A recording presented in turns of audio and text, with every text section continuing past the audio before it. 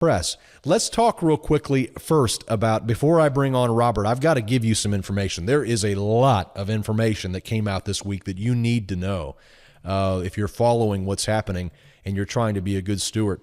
The very first thing has to do with the New York Times article, the shocking New York Times article that came out on the 15th of April. This is an article written by Mark Mazzetti. We're going to try to get him on the program soon. He is a Pulitzer Prize-winning journalist. The headline from the New York Times: Saudi Arabia warns of economic fallout if Congress passes 9/11 bill. Let me read you a little bit of this. Saudi Arabia has told the Obama administration and members of Congress that it will sell off hundreds of billions of dollars worth of American assets held by the kingdom if Congress passes a bill that would allow the Saudi government to be held responsible in American courts for any role in the September 11th, 2001 attacks. The Obama administration has lobbied Congress to block the bill's passage, according to administration officials and congressional aides from both parties, and the Saudi threats have been the subject of intense discussions in recent weeks between lawmakers and officials from the State Department and the Pentagon. And the crux of the story is here: a Saudi foreign minister delivered the kingdom's message personally last month during a trip to Washington back in March, telling lawmakers that Saudi Arabia would be forced to sell up to $750 billion in Treasury securities and other assets in the U.S. before they could be in danger of being frozen by American courts. Wow. I mean, that is straight up blackmail. I mean, what Saudi Arabia has said is that, yeah, we know 15 of the 19 hijackers were from Saudi Arabia. We know that the bin Laden family had close ties to the Saudi royal family. We know that we are the number one financier of terror all across the world. And we know that we have not been exonerated by the 9/11 Commission from any kind of involvement in the attacks on September 11th.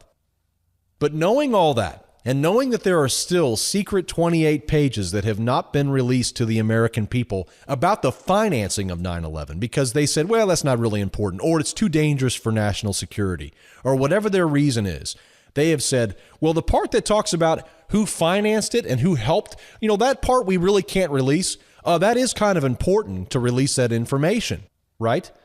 That is kind of important. And Saudi Arabia, knowing all of that, knowing that there is even hints of involvement without even the release of these 28 pages, has said to the American government, if you in any way, shape, or form try to hold us accountable for killing 3,000 people or having any role in that in 9/11, we're going to sell $750 billion with a B, nearly $1 trillion of U.S. debt. Are you listening to this?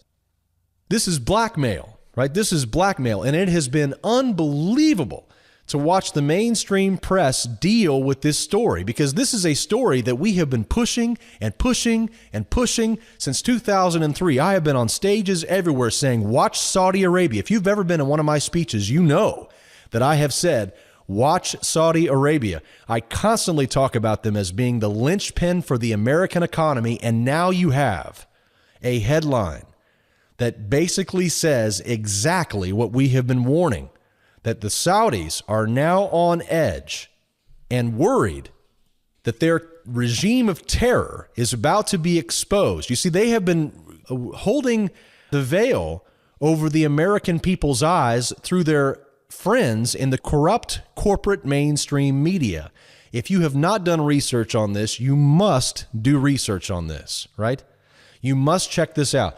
The second largest owner of Fox News is, well, it was just until recently, the heat's coming up. The heat's getting hot, and so they're trying to act as if they're not in the kitchen suddenly.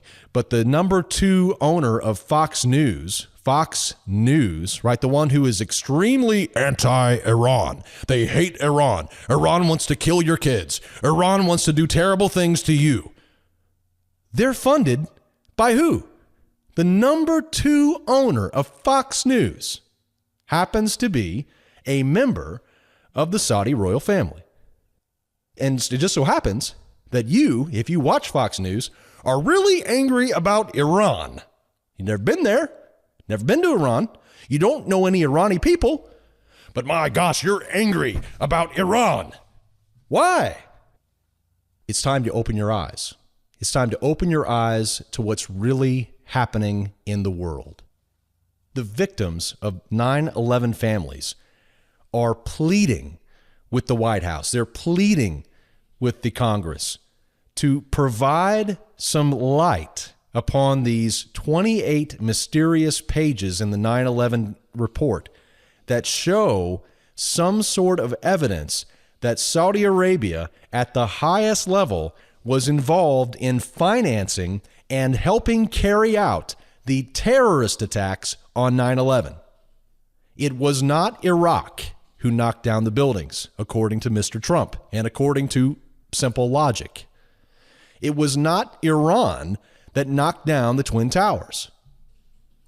In fact, who was likely behind the attack has been completely covered and protected by Washington. And they have pointed at the enemies of Saudi Arabia for you to be mad at. So you're supposed to be mad at Iran because Iran wants to wipe Israel off the map, right?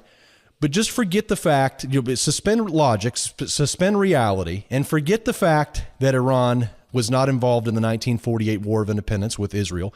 Forget the fact that it was Saudi Arabia pulling up with tanks and weapons to destroy Israel. Forget that Iran was hanging out by itself and not involved in that war. Forget the fact that Iran was not involved in the 1967 war, but Saudi Arabia was. Forget the fact that Iran was not involved in the 1973 Yom Kippur War, although Saudi Arabia was influencing that war. Forget all of that. And just realize that you must follow the Saudi lobby's logic and continue with your angst and hatred towards all of Saudi Arabia's enemies. Doesn't it feel weird when you realize that you're a puppet? Doesn't it feel weird when you feel the strings on you and you suddenly realize that someone else is pulling the strings? Washington pretends to be friends with Saudi Arabia, but Saudi Arabia is one of the world's most repressive regimes.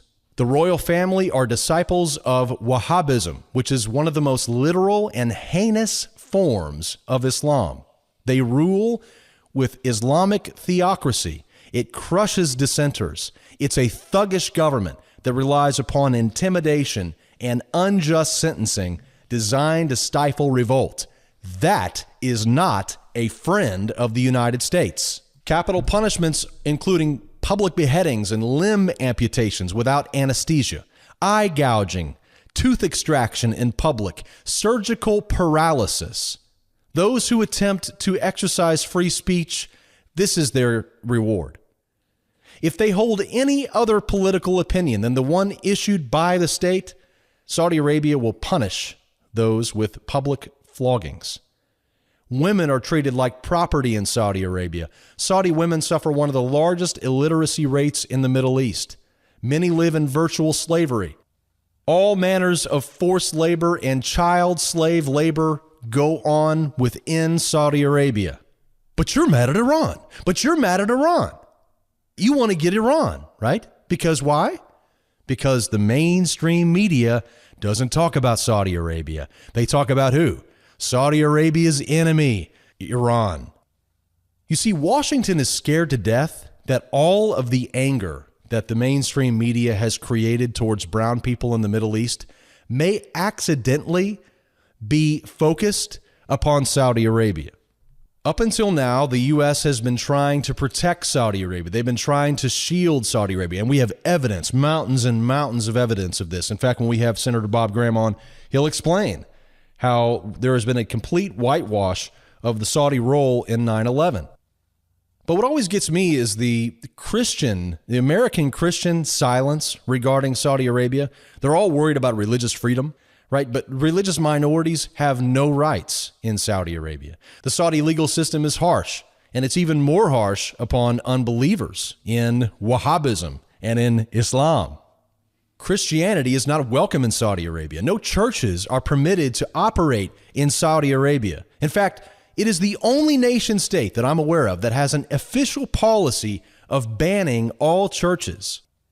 In late 2014, the Christian Post reported that Saudi Arabia had imposed a new death sentence for anyone caught smuggling Bibles into the country. And Christians are routinely rounded up and charged with violating the country's strict religious laws. The Saudi education system teaches and promotes the destruction of Israel. One high school textbook written for ninth graders reads, quote, "The hour of God's judgment will not come until the Muslims fight the Jews and kill them." That is a Saudi textbook. And yet your government, who everyone says we can't trust the government, they suddenly trust them on Iran, right? Oh, we need to worry about Iran. We need to worry about Iran. Well, I'm not saying Iran's a good guy. That's not what I'm saying. I'm saying that Iran, and I don't want anybody to mishear me here, I'm not a friend of Iran. I have no concern for Iran. I wish the people well, but I do not have any particular care for them above Saudi Arabia. To me, they're both the same, right? They're both very much the same. But if anything, Saudi Arabia is more of a snake because it has been involved in wars with Israel. It has those same stated goals that Iran has, yet it is completely ignored in the mainstream media. Why is that a problem? Why is that a problem? Where do you think terrorism starts? What do you think is going to happen when 6 million children are inculcated with hatred at that tender age? Terrorism begins in the Saudi schoolhouse. Let me say this again. Terrorism begins in the Saudi schoolhouse. It begins when little Abdul is told by his religious instructor that the Jews are subhuman mongrels who illegally occupy Muslim lands. The hatred of the Jews enters the heart of Saudi children in the madrasas. It enters their heart in the schoolhouse.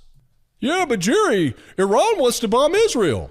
Okay, well, Israel has, first of all, nuclear weapons, right? Second of all, Saudi is there. Apparently, many people believe Saudi Arabia is Israel's friend now.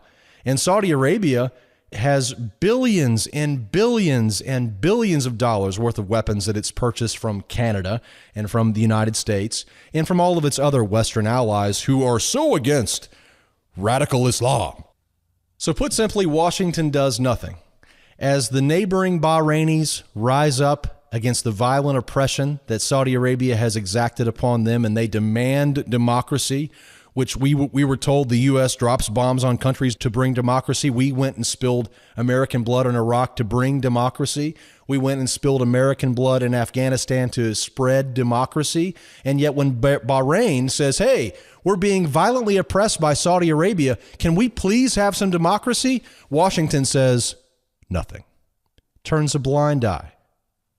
Whenever Yemen is being pummeled by U.S. weapons, civilians are being killed, the carnage is unbelievable. It's considered a war crime by the UN. The U.S. does what? Nothing. It provides the weapons. Now, don't mistake me here. I'm not saying that Iran is not a true and genuine threat, right? I'm not saying that. What I'm saying is that has been said to ad nauseum, while the real head of the snake, the one who actually spouts all of this stuff, the one who actually has the same exact ideology as ISIS, the one who has the same exact ideology as ISIS. Can anybody name one single difference in religious ideology between the Wahhabism of ISIS, practiced by ISIS, and the Wahhabism practiced by Saudi Arabia?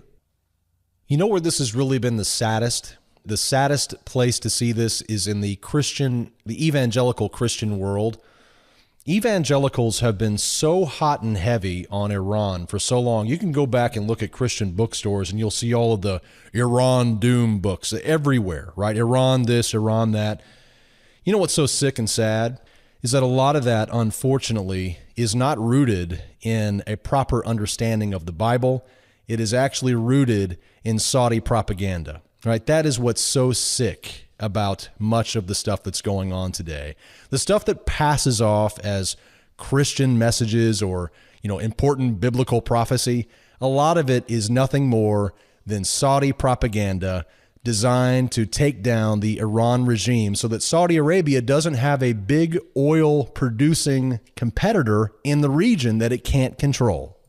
I would imagine that Saudi Arabia loves dispensationalists, people within Christianity who believe that Iran is going to be a major player in the end times.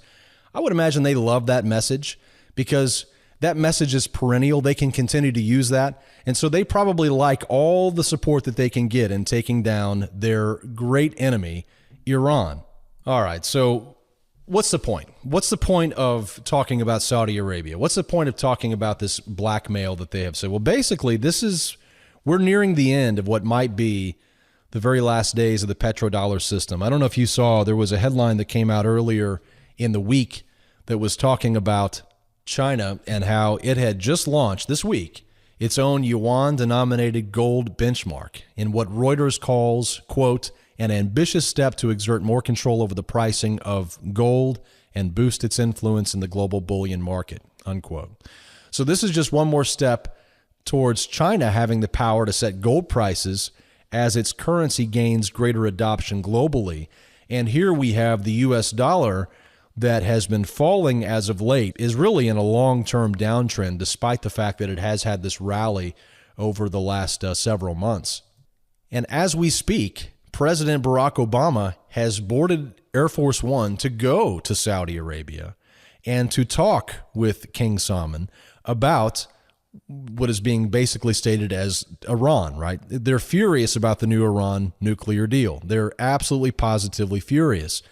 And so what they've been doing is they've been buying up lots and lots and lots of weapons, so much so that they are now one of the fastest growing militaries on the face of the planet, and just continuing to grow every single day. They have put together a 34-nation military organization, all composed of Muslims and Muslim sympathizers who don't like Iran. And so, this is really getting out of hand. And so we're living at this time, at the very end, I believe, of this petrodollar system, where if the U.S. cannot salvage relations with the Saudis over Iran, and if Russia or China makes a more entertaining offer to Saudi Arabia than what we have made up until this point, then we are going to see the end of the petrodollar system. And why that is important is because up until now, nearly all of OPEC and many other players within the global economy only price their oil that they produce in dollars. Now, why does that matter? Why is that important? Why should you care? You should care because whenever you see the Federal Reserve printing money, when they say we're going to print money and we're going to fix the economy, they have to have a corresponding demand for that, right? If you create a supply of ice cream, you have to have enough people to eat the ice cream before it all melts, right? So in other words, you have to have, for every supply that you have to have a demand for that supply. And so if the Fed starts printing money, they have to know that there is going to be not just demand here nationally, here in our own borders, but there's also going to be international demand for that same currency. And thanks to the petrodollar system, that international artificial demand exists because every country has to hold dollars so that they can buy oil on the international market. So it's a big encumbrance to people to have to hold dollars and then use them for oil transactions. And they are often hurt by the exchange rates, right? It's a whippy game in the Forex markets. And so by threatening to unwind $750 billion in U.S. debts, if their role within 9/11 is revealed by the Congress, we could see, obviously, the end of that arrangement. And the end of that petrodollar arrangement would totally shake up the global economy. So much so that it's hard to know exactly what the ramifications would finally be in the end.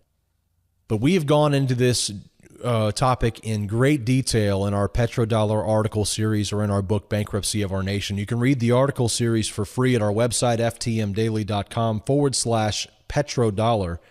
There you will find a list of things that we believe will happen when this petrodollar system finally ends, when the Saudis finally say, you know what, no more dollars for oil. We're tired of holding your fake paper money. We want gold. Or maybe we'll use the euro because they're not nearly as crazy as Washington. Or maybe we want to use the yuan, right? So we don't know exactly what the Saudis are going to choose to do, but here's the point. the fact that they are already talking about this publicly, right, and saying we will sell $750 billion of U.S. debt if you try to hold us accountable for 9/11, this is big news. I mean, this is really, really big. Add that on to the ongoing issues that we're already having. If you heard about this, we have an article here in the show notes about a secret meeting, a very hastily arranged secret meeting between Federal Reserve Chair Janet Yellen and President Barack Obama and Vice President Biden. They met behind closed doors and released only a mere 79 words about what was going on behind those closed doors. And this secret meeting caught a lot of people's attention. And this secret meeting, by the way, that Yellen held with Obama about the economy, which we don't know what it was about, except we heard that they exchanged notes, right? This happens right before President Barack Obama goes where? Before he goes to Saudi Arabia. Now, this meeting that Yellen and Obama had was actually following an emergency secret Federal Reserve Board meeting that happened just prior. They were talking about bank reform in another secret meeting. So there's secret meetings galore. The president is going to Saudi Arabia after Saudi Arabia threatens to unload all of our debt securities. You have a very strange rally in the stock market on evaporating volume. You have earnings disappointments across the board. You have the Fed, who has openly said, we do not trust U.S. government data on the economy, which begs the question, if the Fed doesn't trust the U.S. economic data, should you trust the economic data coming out of Washington? On top of that, we have corporate defaults at the highest level right now since 2009. There have been a tremendous number of major bankruptcies and defaults, and more coming as a result of the low oil prices. On top of that, we have, bank earnings, which are very disappointing. Goldman Sachs just posted the weakest results that it's had in 4 years. Revenues were down 40%. So you got the economy in a strange place here, with the market breaking out, Dow hitting 18,000 now, breaking out near a new all-time high on the S&P 500. It's trying to break out. It reached 2134 back in May of 2015. And since that time, it's been making lower highs, but it is beginning to break out this week. We'll have to keep our eyes on it and see if it can pierce that 2134 on the S&P 500.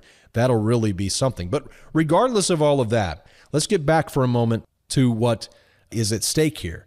And that is, over the last several days, the last several weeks, Saudi Arabia, with the price of oil, has been downgraded by Fitch. It's been downgraded by Moody's. It's been downgraded by S&P. This is raising their costs. People in Saudi Arabia are dependent upon a government paycheck, many of them. The government supports and finances the people through a welfare system, and they're having to slash benefits now. An uprising could happen in Saudi Arabia. An uprising could happen in Saudi Arabia because of the decreasing revenues and the decreasing welfare benefits that are going out to the people. This is one of the more dangerous situations that can happen.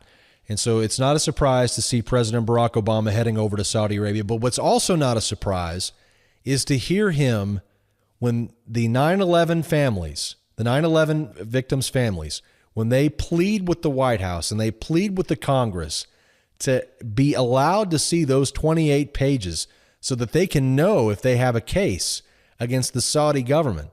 This is what President Barack Obama responds with. Roll the tape. If we open up the possibility that individuals in the United States can routinely start suing other governments, then we are also opening up the United States to being continually sued by individuals in other countries. It doesn't surprise me that the Obama administration doesn't want to be held accountable for dropping bombs on marketplaces and civilians overseas, and that does make sense. But from a perspective of the fact that this was an actual terror attack on the country, the fact that they are not releasing this information is very, very suspect and has been for a long time. Do you think they would hesitate for a moment if this was Iran?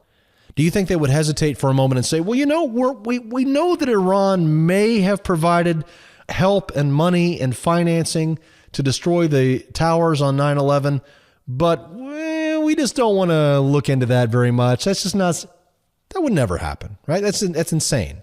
If it was Iran or North Korea or one of these countries that is on the blacklist, there would not be any kind of question mark. They would be investigating it. The American people would be up in arms.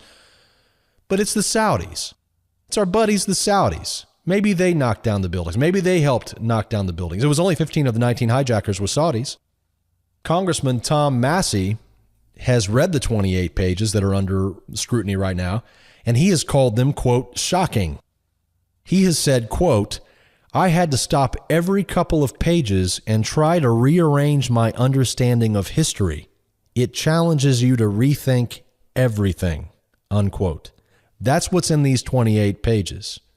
When the 28 pages are finally released to the public, there will be no way to put the genie back into the bottle. Mindy Kleinberg, whose husband died in the World Trade Center on September 11th, and is also a part of the group of victims who are pushing for legislation to reveal this information in the secret 28 pages, recently said, quote, it's stunning to think that our government would back the Saudis over its own citizens. All of this has caused a big uproar. Paul Ryan, for example, the Speaker of the House here in the United States, he's apparently so perplexed by the sudden Saudi 9/11 scrutiny in the media. I mean, he's not used to seeing Saudi Arabia in the news. You can kind of pardon his surprise here.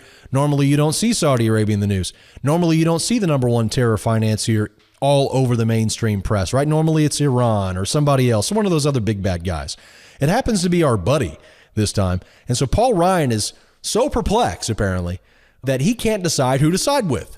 He can't figure out if he wants to side with the terror-linked Saudi regime or if he wants to side with the American people. Maybe you can help him by emailing his office and letting them know who you think that he should side with. He can't make up his mind whether this is a good thing or a bad thing. Same thing's happening in Canada. Those of you who are in Canada in our listening audience, Justin Trudeau said that Canada's arms sales to Saudi Arabia should continue without debate, even though all of this conjecture and worry, because continued dealings with the terror-linked regime is a matter of principle to the Canadian government. So it really is something. I've got more stuff to talk about. We need to talk about New Balance and the Trans-Pacific Partnership. We've got to talk about, Trump recently said eye for an eye was his favorite Bible verse.